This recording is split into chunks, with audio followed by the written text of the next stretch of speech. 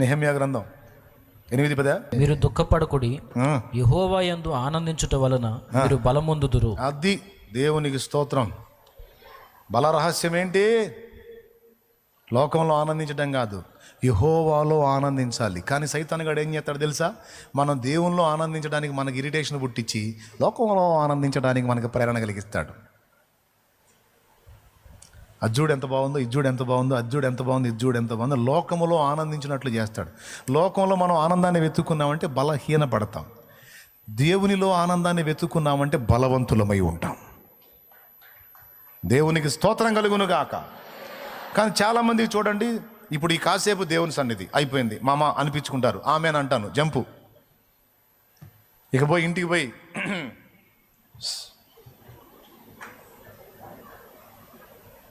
ఏదో ఒకటి లోకానందం వెతుక్కుంటా. అవునా కాదా? కాదా? నాటకాలు వద్దు, వాస్తవం మాట్లాడదాం కదా. ఇప్పుడు దాకా భక్తి, ఇక నుంచి ముక్తి. మళ్ళీ ఆదివారం దాకా, మళ్ళీ ఆదివారం పొద్దున్నే బైబిల్ తీసుకుని జనాలు బయలుదేరుతుంటే అప్పుడు మళ్ళీ భక్తి కట్టలు తెంచుకుంటుంది. కానీ ఇక్కడ ఉన్నప్పుడు, ఇంటికి వెళ్ళినప్పుడు కూడా సమయమందును అసమయమందును నువ్వు ఏ ఆనందమైనా వెతుక్కో. దేవునిలో, దేవుని పనిలో, దేవుని సాహచర్యంలో, దేవుని ఆలోచనలో, దేవుని మాటలో, దేవుని పాటలో, దేవుని పరిశుద్ధుల సాహచర్యంలో నువ్వు ఆనందాన్ని వెతుకు. పెద్ద డేంజర్ నువ్వు సైతానికి, పెద్ద డేంజర్ నువ్వు, నీతో పెద్ద తలపోటు వాడికి. అసలు ఈ మనిషి ఏందిరా కాసేపన్నా పక్క ఆలోచనకు వచ్చిందంటే అసలు దొరకట్లేదుగా, సంధివ్వట్లేదుగా. ఎప్పుడు దేవుడు దేవుడు దేవుడు దేవుడు, ఎవరితోన్నా కలిసినా దేవుడే, ఇంట్లో కూర్చున్నా దేవుడే, పాట నోరు తెరిచి పాడినా దేవుడి పాటే, మాట్లాడినా దేవుని మాటే, ఎటన్నా బయటికి వెళ్ళినా దేవుని పనే. సరదా గట్ట 4 టూర్లు అయింది ఏంటి? అసలు ఎప్పుడు మందిరానికి పోదాం, మందిరాన్ని ఒక టూర్ చేసుకుంది, అంతా దేవుడు దేవుడు దేవుడు. వెరీ డేంజర్ నీతో. ఎందుకంటే నువ్వు బలవంతుడివి, బలవంతురాలు. ఎందుకంటే నువ్వు దేవుని యందు ఆనందించడం నేర్చుకున్నావు కనుక. వెరీ డేంజర్ నీతో. అందుకే పౌలు కూడా చెప్పాడు, ప్రభువునందు ఆనందించండి. మరలా చెప్తా, ఆనందించండి. నేను ఇంత కఠినమైన శ్రమల్లో ఉండి కూడా ఆయనలో ఆనందిస్తున్నా. ఆనందించుట వలన నేను నా సంఖ్యలు కూడా నాకు ఆహారం అవుతున్నాయి. ఫిలిప్పీయులారా 4వ అధ్యాయంలో 4వ అధ్యాయం 4వ వచనం, 4వ వచనంలో ఉంది. దానికంటే ముందు చెప్పాడు, సంఖ్యలలో నేను ఆనందిస్తున్నానని. నేను ఆనందిస్తున్నా నా ప్రభువులో. మీరు కూడా నేర్చుకోండి ఆనందించడం, ఆయనలో ఆనందాన్ని వెతకండి. మీలాంటి మనిషినేగా నేను కూడా. మీకుండే శోధనలు నాకు కూడా ఉంటాయిగా, ఇంకా డబలు త్రిబులు ఇంకెన్నని చెప్పలేను, అన్నీ ఉన్నాయి ఫేస్ చేస్తారా. కానీ ఎన్నున్నా, ఆవేదనలు ఉన్నా, ఆకర్షణలు ఉన్నా, ఆందోళనలు ఉన్నా, ఎట్టి పరిస్థితుల్లో మళ్ళా మీ సమయానికి మీ ముందు వచ్చి ఉంటున్నా. స్తోత్రం. ఏమన్నా నన్ను ఆపటానికి, వెనక్కి త్రొక్కటానికి, నన్ను దిగజార్చడానికి, నన్ను బ్రేక్ చేయడానికి వాడు 16 సంవత్సరాలుగా మహాకుస్తీ పోటీ చేసుకుంటున్నాడు. 16 ఏళ్ళు మామూలు కుస్తీలు కాదు, మహాకుస్తీలు చేసుకుంటున్నాడు. వీడిని ఆపాలని వాడి వల్ల కాల. 16 ఏళ్ళు. ఈ 16 ఏళ్ళలో మీలో చాలామంది సర్దుకున్నారు, మళ్ళీ తేరుకున్నారు, మళ్ళీ వచ్చారు, మళ్ళీ వెనక్కి ఆగారు, మళ్ళీ లేచారు, వచ్చారు, పడ్డారు, లేచారు, కొద్ది రోజులు దూరం అయ్యారు, మళ్ళీ వచ్చి కలిశారు. కానీ 16 ఏళ్ళుగా నేను ఆగింది లేదు ఒక సండే కూడా. ఎప్పుడు ఆగాను? ఏ ఆదివారం వాక్యం ఆగింది? ఇక్కడ ఆగితే ఇంకో చోట ఏం చెప్పాను, బాగలేకపోయినా వచ్చి మాట్లాడిపోయా. మాట రాని స్థితిలో కూడా ప్రభునందు పిల్లరా ఎందరికి వందనాలు అనుకుంటా కూడా చెప్పిపోయా. ఆపాలని వాడు 4 వారాలన్నా ఈయన ఆపాలని ఏదో ఒక దాన్ని పెట్టి. కానీ వాడికి బలం చాల, సైతానుకు చాల బలం. ఎందుకు ఈ 16 ఏళ్ళుగా ఎన్ని నన్ను చుట్టుముట్టినా దేవుని గురించి ఆలోచించడం నేను మానుకోలేదు, దేవునిలో ఆనందించడం నేను మానుకోలేదు, దేవుని సహవాసాన్ని వదులుకోవడానికి నేను ఇష్టపడలేదు.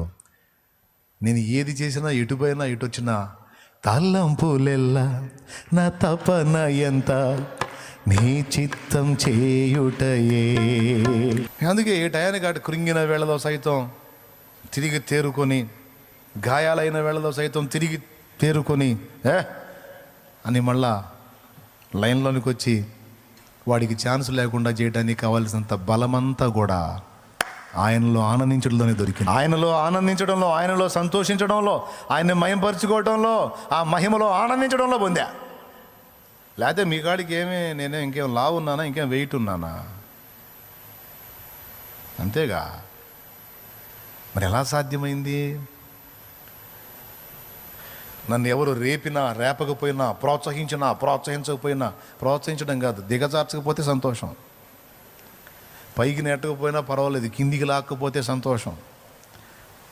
కిందికి లాగుతున్నా, నన్ను పట్టుకొని కిందికి లాగుతున్న వాళ్ళు మొత్తాన్ని పట్టుకొని మళ్ళీ పైకి లాక్కొని రావడానికి దేవుడు కృపనిస్తా, ఎప్పటికప్పుడు బలం ఇస్తా. దేవుని కొరకు ఎదురు చూసేవారు కూడా నూతన బలం పొందుతారంట. నిరీక్షణ, దేవుని అందరి నిరీక్షణ కూడా మనకు బలం. యెహోవా కొరకు ఎదురు చూచువారు నూతన బలము పొందుదురు, పక్షిరాజు వల్ల రెక్కలు సాచి పైకి ఎగురుదురు, అలయక సొమ్మసిల్లక సాగిపోవుదురు. యెషయా గ్రంథం అదేదో అధ్యాయం, అదేదో వచనం. యేసు శరీర రక్తములను భుజించుట మనకు బలమై ఉన్నది. 2 భోజన పదార్థాలు ఉన్నాయి. ఒకటి యేసు శరీర రక్తములను తినుట మనకు బలం. పితరుల మన్నాను తినినను చనిపోయిరి, నన్ను తినువాడు నా మూలముగా జీవించును.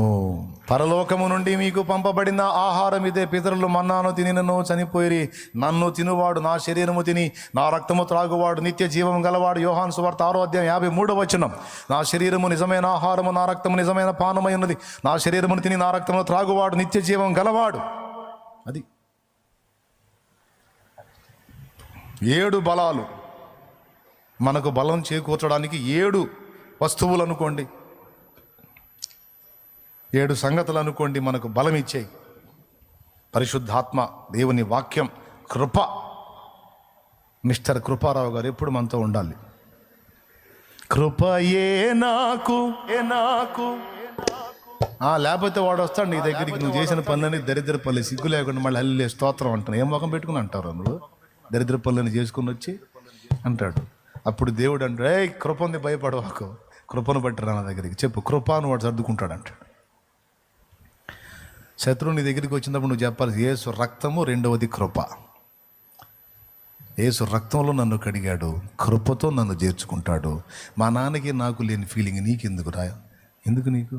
దరిద్రుడా పో, యేసునామూలన.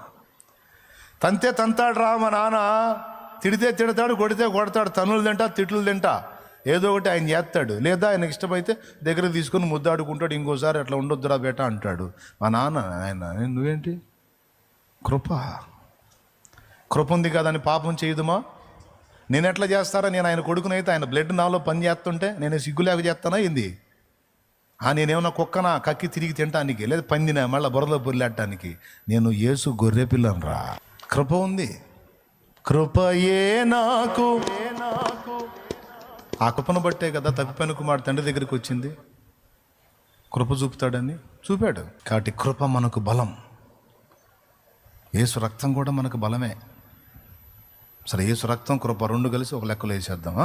యేసు శరీర రక్తం వల్ల మనకు ఆహారం, బలం. ఇంకా ఏం బలం? యెహోవా కొరకు ఎదురు చూచుట, నిరీక్షణ. దేవుని అందలి నిరీక్షణ మనకు బలం. మన శత్రువులను మనము ఆహారముగా చేసుకున్నట మనకు బలం. యెహోవా యందు ఆనందించుట బలం. సంఖ్యాకాండం 14వ అధ్యాయం.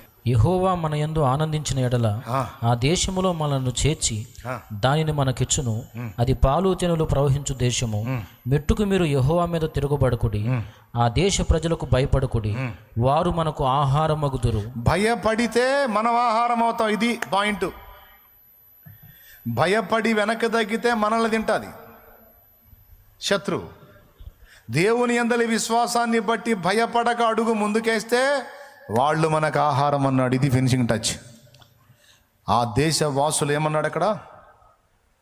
వారు మనకు ఆహారం అగుదురు, వారి నీడ వారి మీద నుండి తొలగిపోయాను, యెహోవా మనకు తోడై ఉన్నాడు, వారికి భయపడకూడనిది.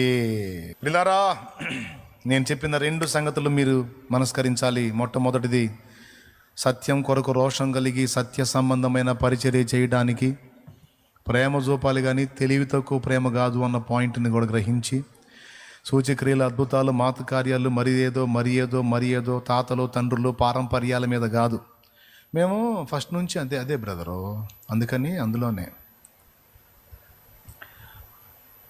సత్యం కావాలి, తెగించి అడుగేయాలి. ఏమంటారు? అలాగా మనం సిద్ధపడాలి. మొహమాటాలకి, పారంపర్యాలకి, సూచక్రియలకి, అద్భుతాలకి బెండ్ అయిపోయి కనపడ్డదల్లా చూసి చెప్పిందల్లా విని బుర్ర పాడు చేసుకొని ఎటు కాకుండా పోకండి. దేవునికి ప్రార్థన చేయండి. ఒక దగ్గర నాటబడిన అనుభవం కలిగి ఉండండి. ఒక దగ్గర నేర్చుకోండి, ప్రయోజకులు కండి, దేవుని కొరకు నిలవండి. పిచ్చి అన్నీ చూడటం, పిచ్చి అన్నీ వినటం, బుర్రంతా పాడు చేసుకోవటం, ఎటు కాకుండా చివరికి ఏ అడ్రస్ లేకుండా పోవద్దు. నా మీద రెస్పెక్ట్ లేదా, గౌరవం లేదా, తృణీకారం ఉందా? అట్లయితే నన్ను వెంబడించొద్దు, కొంప మునిగిద్ది నీకే. నువ్వు ఎవరిని గౌరవిస్తావో, ఎవరిని రెస్పెక్ట్ చేస్తావో, ఎవడు నీకు సరైన మాదిరి ఉన్నాడో, షాలేం రాజు కంటే కూడా మించి నీకు మంచిగా భక్తి, ఆత్మీయత, సత్యం నేర్పి నీ ఆత్మను పరిరక్షించగలిగి నిన్ను పరిపూర్ణతలో నడిపించి నిన్ను ఒక దారి చేయగలిగిన దమ్ము, క్రమశిక్షణ, ఆ భక్తి, ఆత్మీయత ఎవరికుందా వాడినే వెంబడించిపో. లేదు నా విషయంలో నీకు అనిశ్చయత ఉందా? అట్లయితే క్రమంగా వెంబడించు. ఇక కంటికి కనపడ్డది, చెవికి కనపడ్డ ప్రతిదాన్ని గుడ్డిగా నమ్మి ఫాలో అయ్యి భ్రష్టులు కావద్దు.